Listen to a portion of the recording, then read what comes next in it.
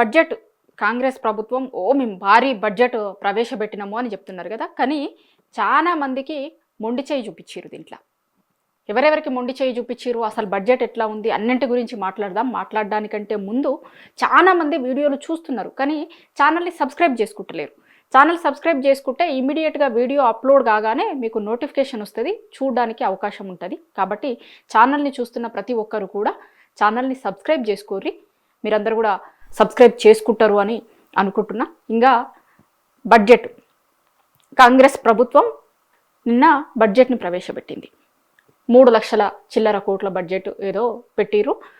నిన్న బడ్జెట్ ప్రవేశపెట్టుకుంటూ బట్టి విక్రమార్క గారు ఏం చెప్తారంటే, బడ్జెట్ అనగానే ఏదో అంకెలే గారెడి లెక్క ఉండొద్దు, అంకెలు కాదు బడ్జెట్ అంటే, అన్నింటినీ సరిసమానంగా చూసుకుంటూ మనకు వచ్చేది ఎంత పోతుంది ఎంత అనేది లెక్కలేసుకొని చూసి పేదల కన్నీళ్లను తుడిచేలాగా ఉండాలి. ఇట్లా రకరకాల మాటలు చెప్పారు. మరి ఈ మాటలన్నీ నిజంగా బడ్జెట్లో కనిపించినాయా, కేవలం నీటి మూటలు లెక్కున్నాయా ఈ మాటలన్నీ అనేది ఒకసారి నిన్నటి నుంచి బడ్జెట్ వచ్చిన తర్వాత డిస్కషన్ జరుగుతుంది కదా, చూస్తారు కదా.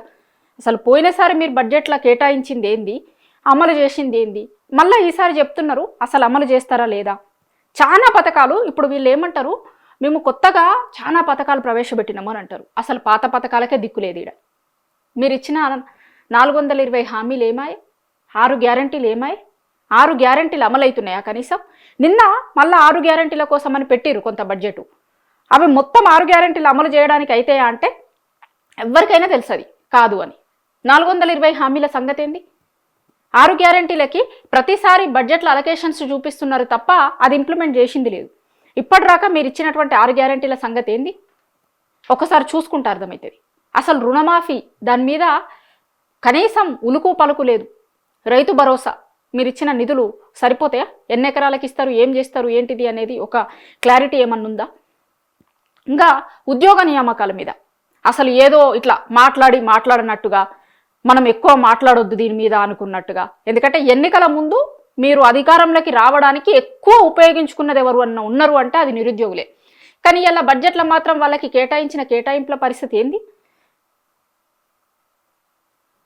ఏం చెప్తారు బడ్జెట్లో, మేము దగ్గర 67,000 నియామక పత్రాలు ఏదో ఇచ్చినామన్నారు. గతంలో ఏమన్నారు వీళ్ళు, మేము ఉద్యోగాలు ఇచ్చినాము అన్న లెక్క వేరే రాష్ట్రాలలో, మన రాష్ట్రం కాకుండా వేరే రాష్ట్రంలో పోయి ప్రచారం చేసుకొని వచ్చారు.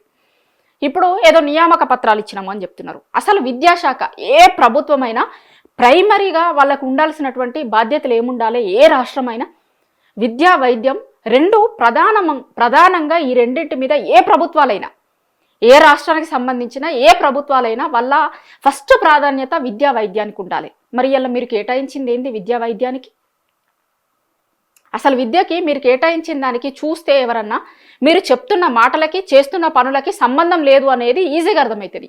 మీ మాటలేమో కోటలు దాటుతాయి, కొండంత చెప్తారు మీరు, కానీ బడ్జెట్లో ఇలా కేటాయించింది ఎంత, గోరంతా. మీరు అసలు విద్యాశాఖకి కేటాయించింది ఎంత? మొత్తం బడ్జెట్లో 8%. మీరు చెప్తున్న మాటలేమో కొండంత చెప్తారు కదా, మరి 8% సరిపోతుందా? అసలు వైద్యం గురించి పట్టించుకున్న దానిగా ఉందా ఈ బడ్జెట్? దాంట్లో అలొకేషన్స్ చూస్తే ఎవ్వరికైనా అర్థమవుతుంది. ఇంకేంది మళ్ళీ ఈ బ్రేక్ఫాస్ట్ పథకం ఏదో చెప్పారు, ఇది కొత్త పథకమా? గతంలో ఉన్నప్పుడు బీఆర్ఎస్ ప్రభుత్వం పెట్టిన పథకమే కదా. దాన్ని ఇప్పుడు వీళ్ళు ఏదో పేరు మార్చి లేకపోతే ఇంకొకటి ఏదో చెప్పి ఆ పథకం చెప్పారు. అసలు టూరిజం పాలసీ ఏది? తెలంగాణ ప్రభుత్వం వచ్చిన తర్వాత గతంలో ఉన్నటువంటి ప్రభుత్వం టూరిజంకి కేటాయించినటువంటి బడ్జెట్ కావచ్చు, టూరిజం మీద తీసుకున్నటువంటి పాలసీలు కావచ్చు, విధానాలు కావచ్చు, దాని మీద అసలు మీరు ఏం చేస్తున్నారు, ఏం చేయదలుచుకున్నారు అనే దాని మీద క్లారిటీ ఎక్కడుంది? జర్నలిస్టులు ముఖ్యంగా మాట్లాడుకోవాల్సిన సెక్షన్. గతంలో తెలంగాణ రాష్ట్రం వచ్చిన తర్వాత బీఆర్ఎస్ ప్రభుత్వం అధికారంలో ఉన్నప్పుడు జర్నలిస్టులకి సంబంధించి ప్రతిసారి బడ్జెట్లో నిధులు కేటాయింపులు చేసుకుంటూ వచ్చారు వాళ్ళు. ఎందుకు? ప్రభుత్వాలకి ప్రజలకు మధ్య వారధిగా ఉంటారు జర్నలిస్టులు. తెలంగాణ రాష్ట్రం వచ్చిన తర్వాత తెలంగాణ జర్నలిస్టులకి న్యాయం చేయాలి అనేటువంటి ఉద్దేశంతో బీఆర్ఎస్ ప్రభుత్వం జర్నలిస్టులకి సపరేట్గా బడ్జెట్లో కేటాయింపులు చేసిర్రు. మరి మీరేం చేస్తున్నారు? జర్నలిస్టులని బెదిరించేటువంటి ప్రయత్నం చేస్తారు, అరెస్టులు చేసేటువంటి ప్రయత్నం చేస్తారు, అక్రమ కేసులు బనాయించేటువంటి ప్రయత్నం చేస్తారు. అసలు ఊసు లేదు, ఆ సెక్షన్కి సంబంధించిన ఊసే లేదు అసలు. ఇంకొకటి, ఇప్పుడు మీరు రైతు బీమా రద్దు చేయదలుచుకున్నారా? ఇప్పుడు వీళ్ళు ఏం చెప్పారు అంటే కొత్తగా ఆ పథకం పెడతామన్నారు కదా, ఏందది ఇందిరమ్మ కుటుంబ బీమా అంటే రైతు బీమా ఇక లేదన్నట్ట. దానికి బడ్జెట్ల కేటాయింపులు అయితే ఏం జరగలే. మరి దీంట్లో ఏమన్నా క్లారిటీ ఇచ్చే ప్రయత్నం చేసిర్రా అంటే సభలో ఒకటి ప్రకటిస్తారు, బయట ఇంకొకటి. పేదోళ్ళకి అందరికీ ఇచ్చే ప్రయత్నం చేస్తాం మేము అంటారు, మళ్ళీ చిట్చాట్లలో చెప్తుంది వేరు. అసలు ఏ సెక్షన్ చూసినా దేనికి చూసినా మీరు షాదీ ముబారక్ కళ్యాణ లక్ష్మికి పెట్టినటువంటి నిధులేంది, రైతు బీమా కోసం రైతు భరోసా కోసం పెట్టినటువంటివి ఏంది, అసలు రుణమాఫీ సంగతే లేదు, పెన్షన్లు. మీరు అధికారంలోకి రావడానికి నిరుద్యోగులు, మహిళలు, వృద్ధులు పెన్షన్లు మీరు అప్పటిదాకా వస్తున్న 2000 పెన్షన్ని 4000 చేస్తారేమో, మాకు పనికొస్తాయి కదా దేనికన్నా అని ఊర్లల్లో ఉన్న అమ్మలందరూ ఆశపడ్డారు. ఏదో మార్పు వస్తుంది అనుకొని మీకు ఓట్లేసిరు. 2.5 ఏళ్ళు అవుతుంది ఏళ్ళకి పెన్షన్ల ఊసలేదు. మీరు పెంచుతాము అని ఎన్నికల ముందు చెప్పిన పెన్షన్లకి అసలు ఈ బడ్జెట్లో ఏమైనా కేటాయింపులు చేసిరా అంటే ఈ సంవత్సరం కూడా ఇట్లాంటిది లేదు అన్నట్టు.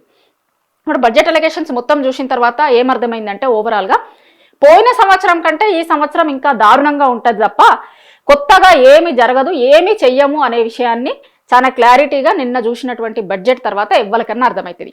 అందుకే ప్రతిపక్షం చెప్తుంది కదా, ఈ బడ్జెట్ మొత్తం ఏదో చెవులల్లా పువ్వులు పెట్టినట్టుంది అన్న లెక్క వాళ్ళు పువ్వులు పెట్టుకొని వచ్చిరు. కానీ పువ్వులు కాదు, కాలీఫ్లవర్లు పెట్టిరు. వీళ్ళు చిన్న చిన్న పువ్వులు కాదు, కాలీఫ్లవర్లు పెట్టిరు. నిన్న బడ్జెట్ చూసిన తర్వాత ఎవరికైనా అర్థమయ్యేది ఏంటంటే పెద్ద పెద్ద కాలీఫ్లవర్లు పెట్టిరు.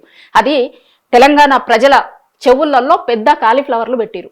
ఎన్నికల ముందు మీరు చెప్పిందోటి చేస్తుందోటి. ఈ బడ్జెట్ చూసిన తర్వాత మీరేం చెయ్యరు అనే ముచ్చటని బడ్జెట్ చూసిన తర్వాత ఎవరికైనా సరే తెలంగాణలో ఉన్నటువంటి బడ్జెట్ అర్థం కానోళ్ళకి కూడా మీరు పెట్టిన తర్వాత దాన్ని చూసిన తర్వాత ఏ ఒక్కరికైనా అర్థమవుతుంది కాంగ్రెస్ ప్రభుత్వం ఈ సంవత్సరం కూడా ఏం చేసేందుకు సిద్ధంగా లేదు అనే విషయం అర్థమైంది చాలా మందికి, ఇంకా అర్థమవుతుంది.